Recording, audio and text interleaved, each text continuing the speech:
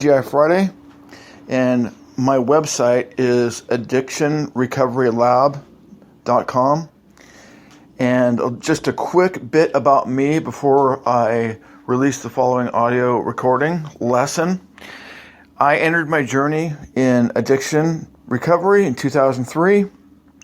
I spent over 15 years, or actually approximately 15 years, studying addiction, why some people figure out how to stay sober, while others, despite their good intentions, are unable, despite their efforts, they are not able to figure it out. Sorry, I lost my train of thought there. The following is an audio recording lesson that I used for a class a couple months ago, and basically what the purpose of this is. I'm a student of recovery, and I'm sharing what I learned in my journey, how to stay sober, and more importantly, how to stop relapsing. So I'm going to hopefully push a button and have this audio recording play, and that's about it for right now. Just wish me luck. By the way, this is kind of like a rehearsal. This is not any kind of professional presentation. I'm just a guy that learned to get sober, and I'm sharing what I learned along the way because it helps me remember where I came from. Hello, this is Byron TGI Friday. Welcome to I'm Sober Now What? My audio journal. I've been in recovery since 2003. I've struggled for years and years and years. I never have crossed paths with anyone who could break down addiction, how to stop relapsing, the ins and outs of 12-step program, what I really needed to know. Essentially, I have never had a sponsor in the 12-step program that could break everything down for to someone like me who was willing. I was and am willing to do all the work, go to any length, but I never found the person to guide me to the point where I could figure it out, where I could learn to stop relapsing, where I could understand about how the 12-step program works, what doesn't. Anyway, what I'm saying is that I would not want anyone to go through what I've gone through. And so what I'm doing now, I've started my website, addictionrecoverylab.com. And this is the I'm Sober Now What podcast. I'm sober since December 31st, 2014. I'm sharing my lessons, what I've learned. I will try to keep these as brief and to the point as possible, but the primary purpose of why I'm doing this audio journal, it's for me, so I don't forget what I learned, so I don't forget my most valuable lessons. If I forget about my most valuable lessons that are useful and I know that they will work, well, I'm going to go back to the old me. I know I have memory issues, and here's what I've learned about myself, and I know about many other people in recovery. I've worked with hundreds of people, managing a 25-bed sober living for almost 4 years. I've learned that most people do not try hard enough in their sobriety. They don't have anyone that's guiding them like a coach or a mentor that's putting them on the hot seat on a regular basis. I know also one thing, that a lot of things that I've learned from other people and that I've learned from myself by doing my journaling and doing my daily inventory and my self-reflections, what I'm doing wrong, observing what I'm doing right, observing what I'm doing wrong, observing what I'm doing right. what I should be doing, that I know I should be doing, but I'm not doing it. Anyway, you kind of get the story. So I really would hate to see anyone go through what I'm going through, what I have gone through. That's why I'm sharing this. Now, in particular, I've got one case study that I want to share. Bear with me while I attempt to segue and translate my idea into a short story or a short inspiration. So let's first identify. I'm sober for over 1 year now.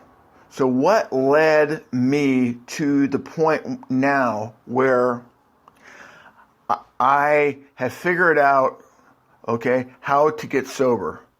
Well, it's been many years, but let's just cut to the chase and draw a bottom line. For me, I finally said that I am done.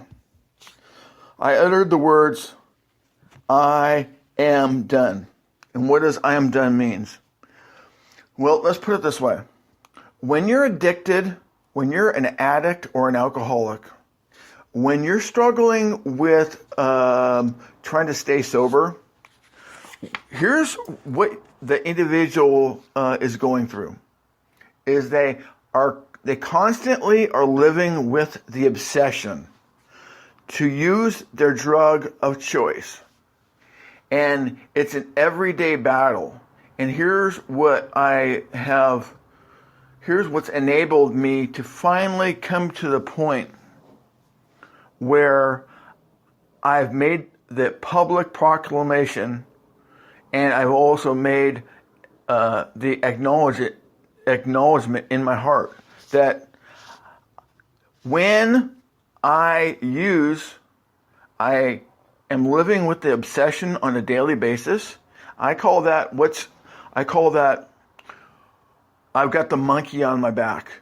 And for me, what I've learned is that I cannot get the monkey off my back unless I'm sober, I'm abstaining from using, I'm not self-medicating. I'm living a life where I'm sober and I'm not self-medicating.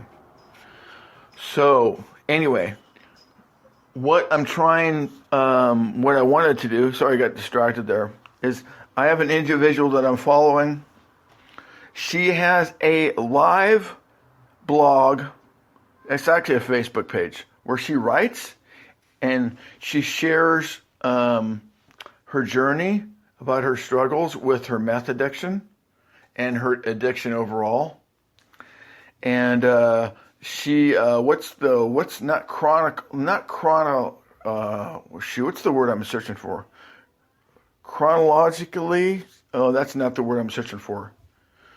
I'm sorry, I'm a bit nervous here, and I'm trying to come up with a word that's on the tip of my tongue, but I can't get it. Anyway, she's basically live journaling. She's doing a live blog. She's vlogging and blogging about her struggles. So, a couple of points that I made here. This, unfortunately, I'm not going to leave her name. I'm not going to leave the Facebook page name. Maybe I will in the future sometime. But here's the situation. She's a meth addict. She's been struggling. She's been in and out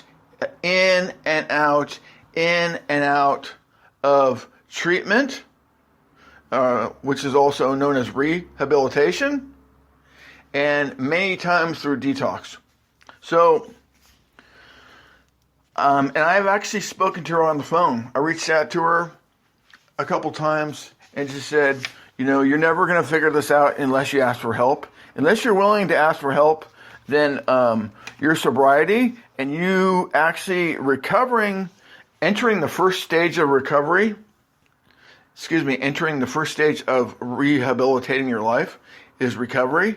So getting 30, 60, 90, 120 days, 6 months, and then 12 months. 12, that is the first phase of life rehabilitation. Then after the first year, you got another 4 to 5 years of continued maintenance work and personal development work where hopefully you eventually rehabilitate your life fully.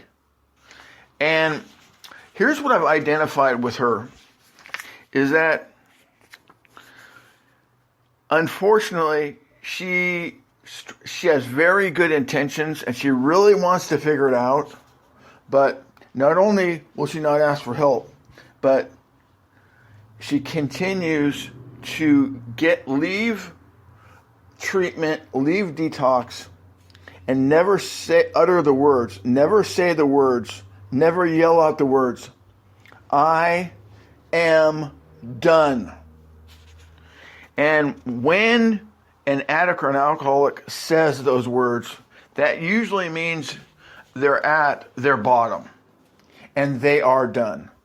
And so what that translates into a sense of action, not a call to action, but a sense of urgency where I can't do this anymore. I know that I can't do this anymore. I am going to finally surrender because I'm done. And what that means is that because I have a new sense of urgency, I now have a willingness to go through the next few months and not pick up and not self-medicate and not relapse.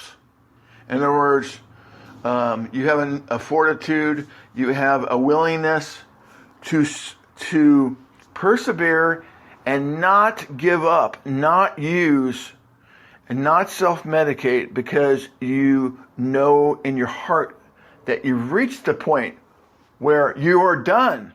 And when you're done in your heart, and you don't want that monkey on your back, that is the point in time where it's like a call to action inside your brain, where finally in your psychological psyche, in your mindset, or whatever have you, is that in your heart, this is it.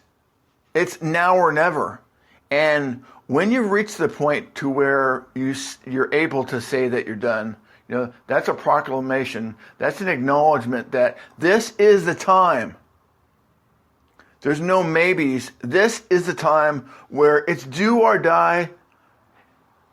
I do it or I don't do it. I'm sick of being sick and tired. Okay, so that's a little bit long-winded.